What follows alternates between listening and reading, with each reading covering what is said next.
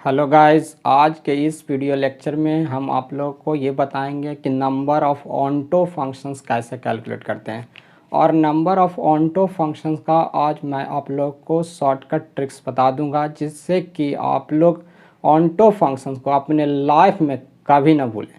तो चलिए देखते हैं कि क्या है वो shortcut formula number of onto function निकालने के लिए।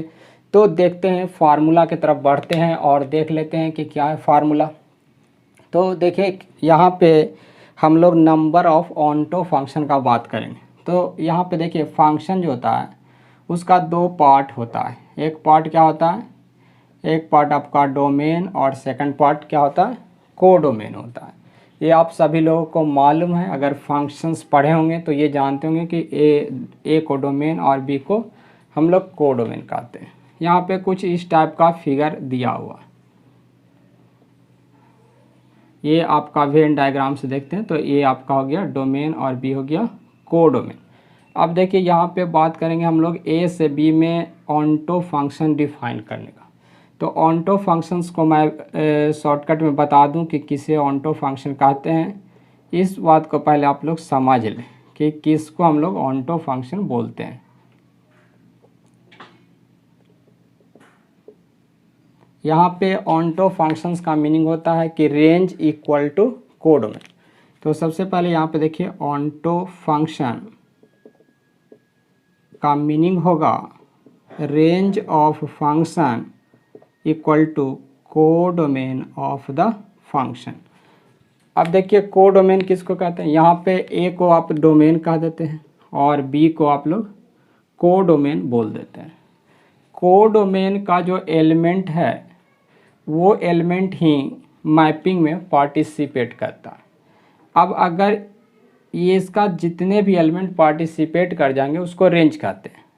अगर बी का सभी एलिमेंट मैपिंग में पार्टिसिपेट कर जाएगा तो उसको हम लोग ऑनटो फंक्शन कह देते हैं। यानी ये इसके जितने भी एलिमेंट है वो आपका मैपिंग में पार्टिसिपेट करना चाहिए। मैपिंग का मीनिंग समझते ही हैं, ए के एलिमेंट को बी के एलिमेंट को इस तरह से हम लोग मैप कराते हैं। तो यहाँ पे एक पॉइंट क्लियर हुआ है कि ऑनटो फंक्शन के लिए इसमें बी में एक भी एलिमेंट शेष बचा हुआ नहीं रहना चाहिए।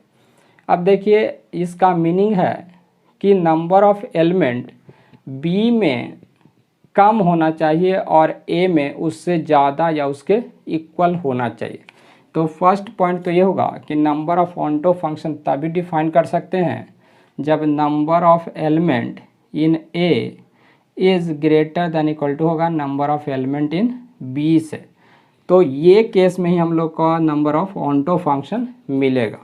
सेकंड केस जब अगर ऐसा हो जाएगा कि number of element in A is less than number of element in B, यानी बी में अगर एलिमेंट ज़्यादा हो, वैसे केस में ऑब्वियस है कि बी में का सभी एलिमेंट मैपिंग में पार्टिसिपेट नहीं करेगा और बी का एलिमेंट कुछ ना कुछ बचेगा, यानी वहाँ पे हम लोग ऑनटो फंक्शन नहीं बना पाएंगे।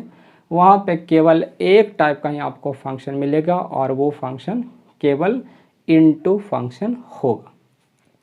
चलिए, तो हम लोग इस केस में बात करेंगे कि कितना ऑनटो फंक्शन बनेगा।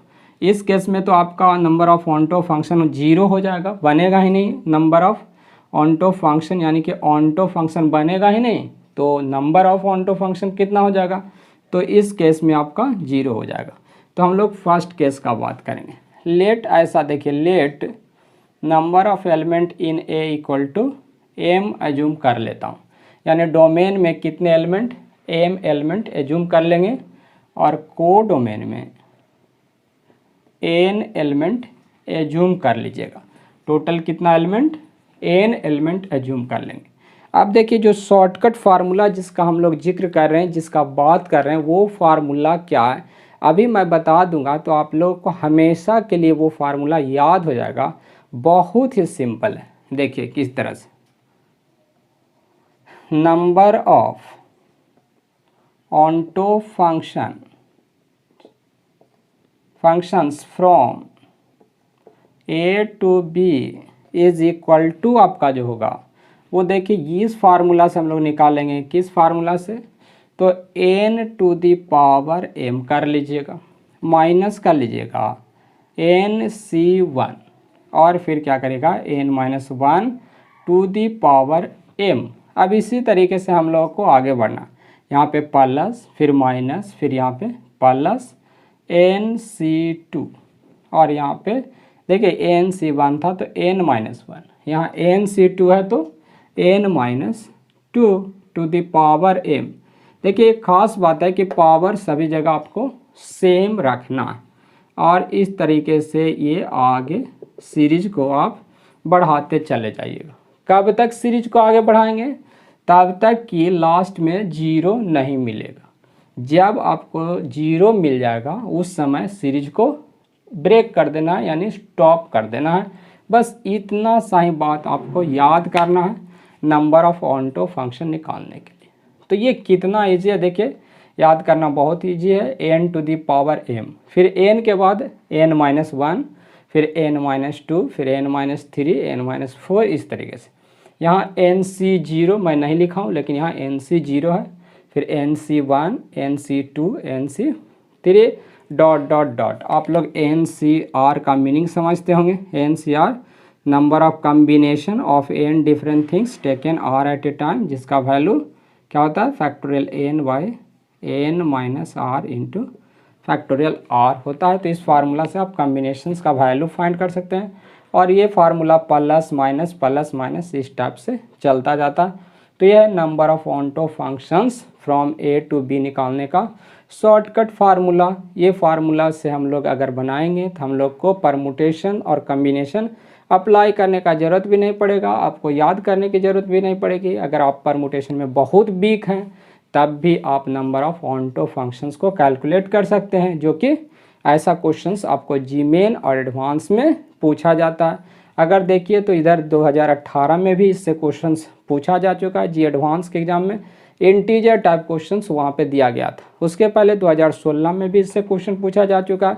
2014 का बात कीजिए तो वहाँ पे भी number of onto functions calculate करने के लिए पूछा जा चुका है। तो ये काफ़ी ज़्यादा इम्पोर्टेंट आप लोगों के एग्जामिनेशन पॉइंट ऑफ व्यू से फार्मूला है। तो इस फार्मूला को आप लोग याद कर लीजिए और इसके बाद मैं इसका वो भी ट्रिक आप लोग को समझाऊंगा जो कि परमुटेशन कम्बिनेशंस से बनाया जाता है।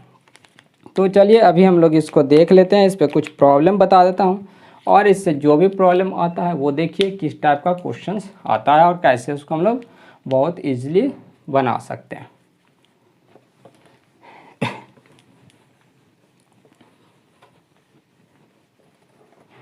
तो देख लीजिए यहाँ पे ऐसा क्वेश्चन दिया गया है।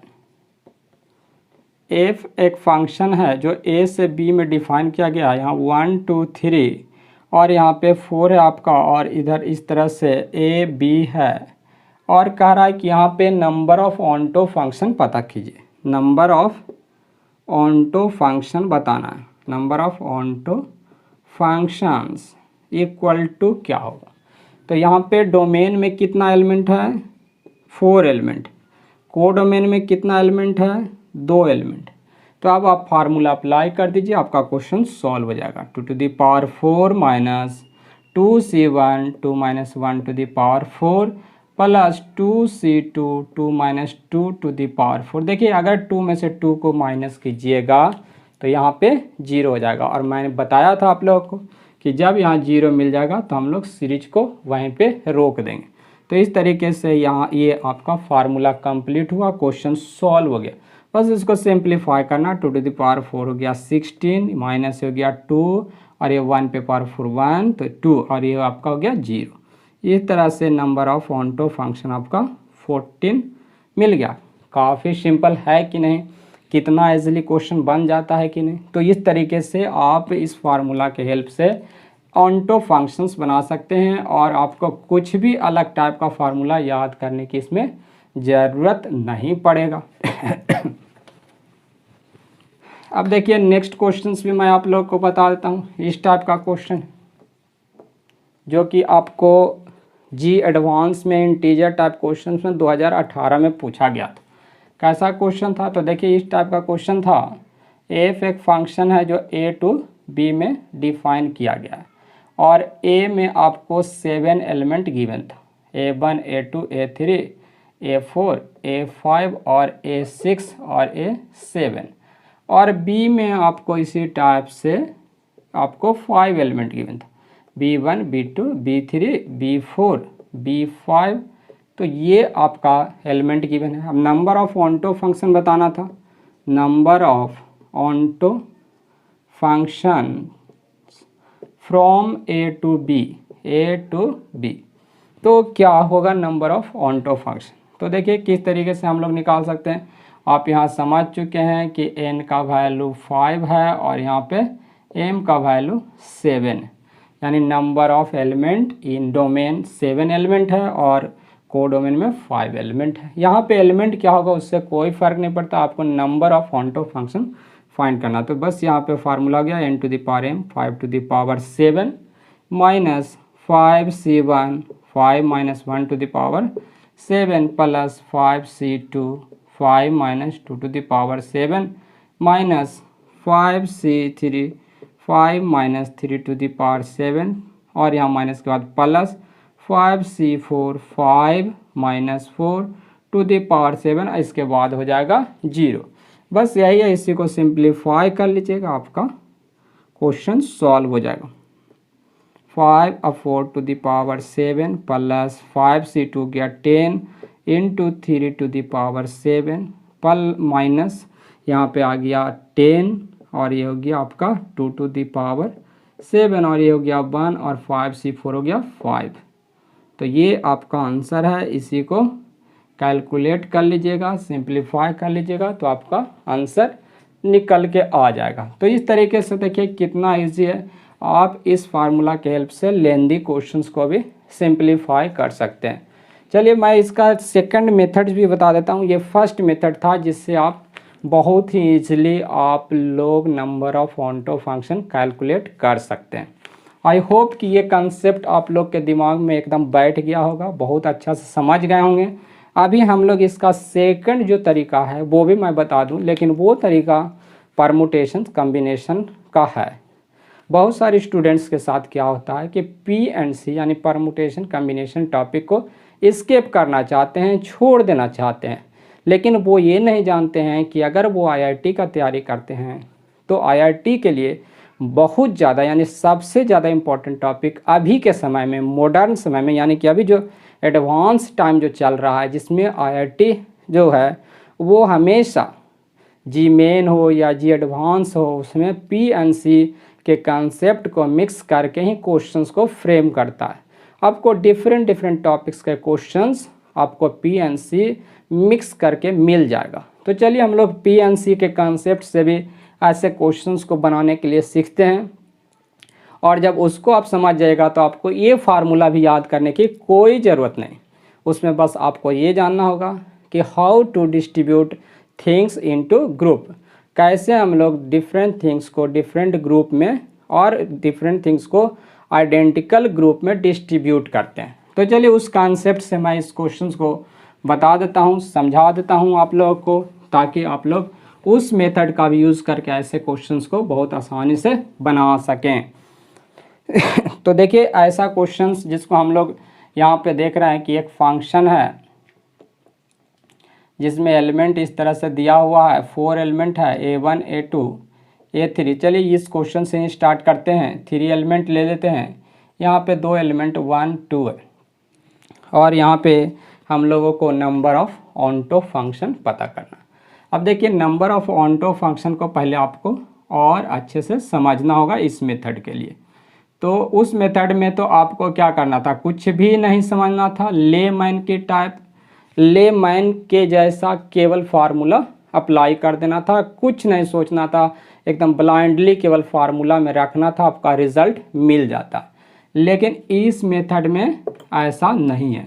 इस मेथड में आपको एकदम दिमाग को ओपन करके रखना होगा, सोचना होगा, बट बहुत फास्ट बनेगा ये मेथड से भी।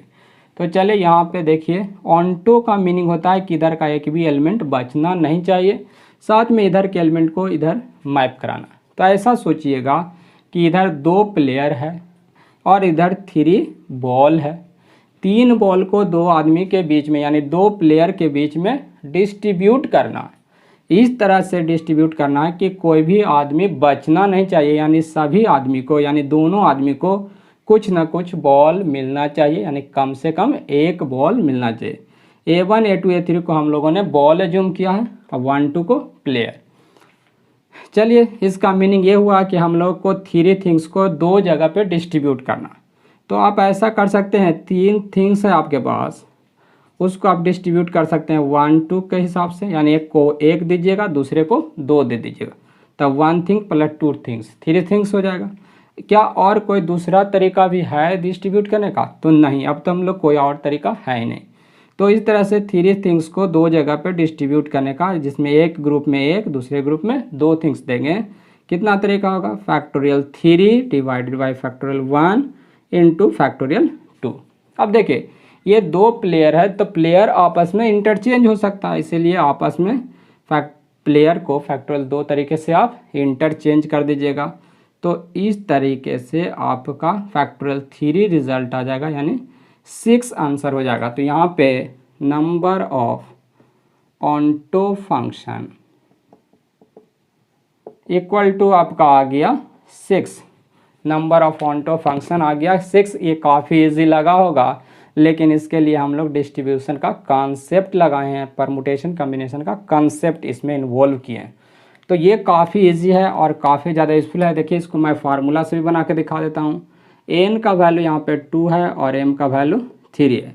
ऑन्टो फंक्शन फार्मूला से 2 to the power 3 2c1 2 - 1 to the power 3। तो यहाँ पे आ गया 8 - 2c1 होता है 2, ये होता है 1, इस तरह से 6।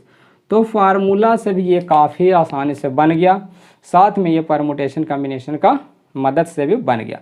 तो इसका मीनिंग है कि ये फार्मूला जो हम लोगों ने लिखा था, वो फार्मूला परमुटेशन एंड कॉम्बिनेशन से डेवलप किया गया, इसलिए मैंने उसका प्रूफ आप लोगों को नहीं बताया, क्योंकि उसका प्रूफ मैं कभी दूसरे वीडियो में बताऊंगा, या मेरा परमुटेशन कॉम्बिनेशन का लेक्चर देखिएगा तो उसमें उसका प्रूफ भी आपको मिल जाएगा, घबराने की ज़रूरत नहीं है। अब देखिए, यहाँ पे हम लोग कुछ और क्वेश्चंस भी बना के देखते हैं। देखिए, वो क्वेश्चंस भी देखते हैं जिसमें क्या था, ए में एलिमेंट कितना था, ए में 7 एलिमेंट था और बी में आपका 5 एलिमेंट था। इसमें नंबर ऑफ ऑन्टो फंक्शंस देख लेते हैं कि कितना होगा। तो यहाँ पे आपके पास 7 एलिमेंट है, यानी ए में 7 एलिमेंट।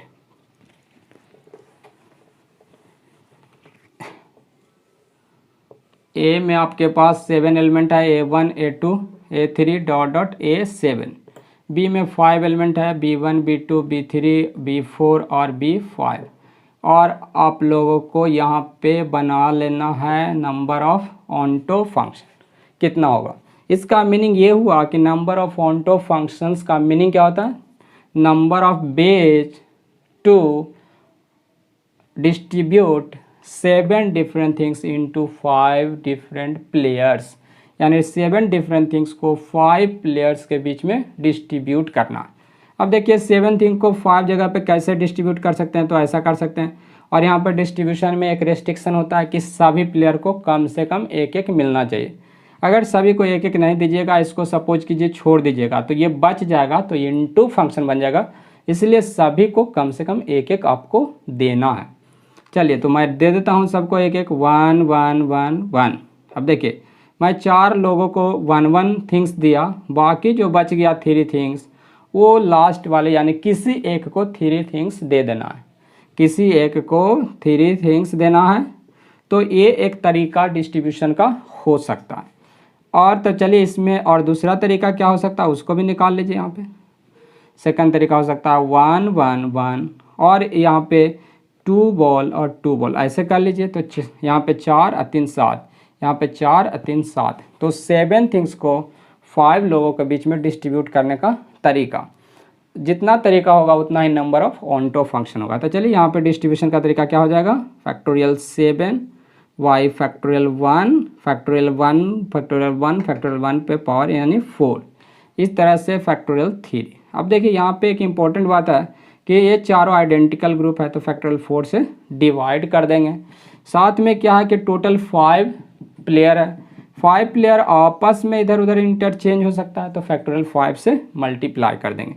इस तरीके से देख लीजिए कि यहाँ पे क्या आ जा रहा है।